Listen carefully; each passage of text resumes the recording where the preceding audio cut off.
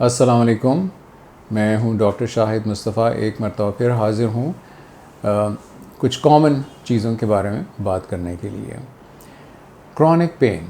यानी कि दर्द ऐसी जो कि 3 महीने चलती रहे, 6 महीने चलती रहे, किसी भी वजह की वजह से वो इंसान की ज़हनी और जिस्मानी सलाहियतों को बहुत हद तक मनफी तरीके से मुतासिर करती है। तो क्रॉनिक पेन आम तौर से हम कोशिश करते हैं कि उसकी वजह तलाश करने की कोशिश करें। मिसाल के तौर पर सर में दर्द है, क्रॉनिक हेडेक्स हैं, ऐसे हेडेक्स हैं जो महीने में ज़्यादा दिनों में हो, 3-3 महीने, 6-6 महीने चलते जा रहे हैं और जिसकी वजह से हमारी ज़हनी और परफॉर्मेंस, मेंटल परफॉर्मेंस अफेक्ट हो रही है, हमें दवाएं खाने की ज़रूरत पड़ रही है, तो वो क्रॉनिक पेन सिंड्रोम के मुज़रे में आ जाते हैं और उसकी भी हम वजह तलाश करते हैं। अक्सर औक़ात गलत तरीके से ट्रीट हुआ माइग्रेन हेडेक अक्सर औक़ात क्रॉनिक हेडेक्स में बदल जाता है। तो हम चाहते हैं कि हम हमेशा क्रॉनिक पेन की हेडेक्स की वजह तलाश करें और उसको उसी की तरह ट्रीट करें अगर स्पेशली क्रॉनिक माइग्रेन है। अक्सर औक़ात वो लोग जिनको कुछ न कुछ स्ट्रेस चल रहा है, ज़िंदगी में मुश्किल हालात से गुज़र रहे हैं या गुज़रे हों, पहले गुज़रे हों और उसका दिमाग के ऊपर एक नेगेटिव इफ़ेक्ट चलता आ रहा हो, तो उसमें डिप्रेशन का एलिमेंट भी शामिल हो जाता है। और जब डिप्रेशन का एलिमेंट शामिल हो जाए तो फिर वो क्रॉनिक पेन जो है वो न सिर्फ कि दर्द रहती है, लेकिन उसके साथ साथ फिर इंसान थका हुआ रहता है, उसको लेज़ीनेस महसूस होती है, एनर्जी लेवल बहुत कम हो जाता है, कभी कभी नींद मुतासर होती है, कभी कभी जिस्म में बहुत पूरे जिस्म में भी दर्द शुरू होते हैं, ख़ास तौर पर गर्दन के ऊपर वाले हिस्सों में, जिसको हम मायल्जिया मसल पेन भी कहते हैं। हमारी जो है प्रोडक्टिविटी बहुत कम हो जाती है। हम लोग डिप्रेस यानी कि ज़्यादातर हमें सैडनेस की फ़ीलिंग हो जाती हैं, ओवरवेल्म होते हैं इस पेन की वजह से। तो ऐसी सूरत हाल के अंदर फिर हमें ज़रा तफसील से देखना होता है कि क्या चीज़ें हैं जो एक स्ट्रेस है ज़िंदगी के अंदर, अगर डिप्रेशन में है तो हम उसको भी ट्रीट करना चाहते हैं और साथ साथ काउंसलिंग भी करना चाहते हैं, पेशेंट की थेरेपी भी करना चाहते हैं कि जो क्रॉनिक पेन एक क्रॉनिक डिप्रेशन के साथ शामिल हो गया है, कभी कभी हम उसको फाइब्रोमाइल्जिया की कैटेगरी में भी डाल सकते हैं, तो उसको हम सही दवाइयों के ज़रिए, काउंसलिंग थेरेपी के ज़रिए ट्रीट करें और साथ ही साथ कुछ पेशेंट्स के लिए एक्सरसाइज का प्लान भी बना कर दे सकें जो इसमें यूज़फुल होता है। क्रॉनिक पेन की और भी वजूहात हो सकती हैं। मसलन अगर खुदा न खास्ता किसी के नेक में कोई नर्व पिंच हुई हुई है या हड्डियाँ भुरभुरी हो गई हैं, हमारे जो स्पाइनल कॉर्ड, स्पाइनल कैनाल है, हराम मगज़, वो तंग हो गई है, किसी नस के ऊपर कोई डिस्क का प्रेशर है, ये बोन्स प्रेशर डाल रही हैं, इसी तरीके से कमर में लो बैक पेन जैसे होती है, उसके अंदर भी नर्व पे प्रेशर हो सकता है, नर्व डैमेज हो सकता है, तो हम भी उसको भी असेस करते हैं। आया कि ऐसा कुछ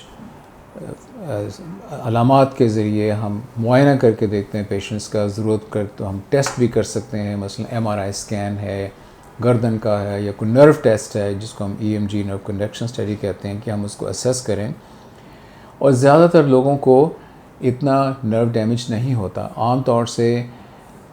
उम्र के साथ साथ लैक ऑफ एक्टिविटी के साथ हमारे मसल्स कमज़ोर हो जाते हैं, गर्दन के, बैक के, कोर मसल्स, तो वो क्रॉनिक पेन सिंड्रोम में अपना उनका कुछ न कुछ हिस्सा शामिल होता है। और ज़्यादातर लोग आम तौर से कुछ थोड़ी बहुत दवाओं के ज़रिए, लेकिन ज़्यादातर अपनी एक्सरसाइजेस करके, पोस्चर सही करके, बैठने का क्या तरीका है, गर्दन को कैसे स्ट्रेट रखना है, कमर पे बोझ कम से कम डालना है, लेकिन साथ ही साथ अपने कमर के मसल्स को, नेक के मसल्स को, अपनी कोर बॉडी के मसल्स को हम एप्रोप्रिएट एक्सरसाइजेस के लिए स्ट्रॉन्ग करें। झुकना कैसे है, भारी वज़न को कैसे हैंडल करना है, अपने वज़न को कैसे कंट्रोल करना है, लाइट एक्सरसाइजेस के ज़रिए हम ये क्रॉनिक पेन सिंड्रोम्स को काफ़ी हद तक जो नेक में और बैक में होते हैं 90% को तो बग़ैर आम तौर से बग़ैर सर्जरी के ट्रीट कर लिया जाता है। कुछ अलबत्ता पेशेंट्स ऐसे भी होते हैं जिनको सर्जरी की ज़रूरत पड़ती है ताकि नर्व्स पे से प्रेशर हटाया जा सके, नर्व डैमेज प्रिवेंट किया जा सके, स्पाइनल कॉर्ड से प्रेशर हटाया जा सके। तो ये चंद क्रॉनिक पेन्स की कॉमन एग्जांपल्स हैं। ये भी कभी कभी होता है कि हमारी बॉडी में जो नर्व्स हैं, जो पूरे स्पाइनल कॉर्ड से निकलती हैं, बेशुमार ब्रांचेस होती हैं, बड़ी बड़ी होती हैं, फिर छोटी होती हैं, फिर हमारे हाथों तक भी आती हैं। एक एक पोर को नर्व सप्लाई होती है, पाँव के एक एक उंगली के एक पोर को नर्व सप्लाई होती है। कभी कभी उनमें भी डैमेज हो जाता है, जिसको हम कहते हैं न्यूरोपैथी या पेरिफेरल न्यूरोपैथी, जिसकी सबसे बड़ी वजह तो है डायबिटीज़, अनकंट्रोल डायबिटीज़, यानी कि शुगर जो है उनके मरीज़ जिनको सही कंट्रोल नहीं होता, वो नर्व्स को जाके डैमेज करती हैं। कभी कभी उसकी लेस कॉमन यानी कि रेयर वजूहात भी हो सकती हैं। नसों में सोजिश के हमले हो सकते हैं, कोई हम दवाइयाँ ऐसी खाते हैं जिनकी वजह से टॉक्सिक इफ़ेक्ट्स होते हैं, वो भी इस तरह की नर्व डैमेज क्रॉनिक पेन कर सकती हैं। तो अल्लाह का शुक्र है, इस तरह की पेन के लिए आजकल हमारे पास काफ़ी दवाइयाँ मौजूद हैं जिनके सही डोज़ में इस्तेमाल से हम इस तरह की नर्व पेन जो न्यूरोपैथिक पेन होती है हम उसको कंट्रोल कर सकते हैं, और साथ ही साथ उसकी वजह जानने की कोशिश करते हैं और उसकी एग्जैक्ट वजह को भी ट्रीट करते हैं। तो क्रॉनिक पेन किसी भी इंसान के लिए सही नहीं होती। इंसान एग्जॉस्ट हो जाता है, इंसान डिप्रेशन में चला जाता है, इंसान की मेंटल और फिज़िकल कैपेबिलिटी मुतासर होती है, क्वालिटी ऑफ लाइफ मुतासर होती है, और न सिर्फ कि अपनी बल्कि आसपास जो घर के लोग हैं वो भी उससे अफेक्ट हो सकते हैं इनडायरेक्टली, क्योंकि अक्सर लोग एक डिप्रेसिव स्टेट ऑफ माइंड में चले जाते हैं। तो क्रॉनिक पेन को इग्नोर नहीं करना चाहिए। क्रॉनिक पेन को पहले ही शुरू में ही उसकी तशख़ीस और इलाज करना चाहिए ताकि वो फिर क्रॉनिक ना बने। और अल्लाह का शुक्र है कि हमारे पास बहुत सी ऐसी दवाएं मौजूद हैं,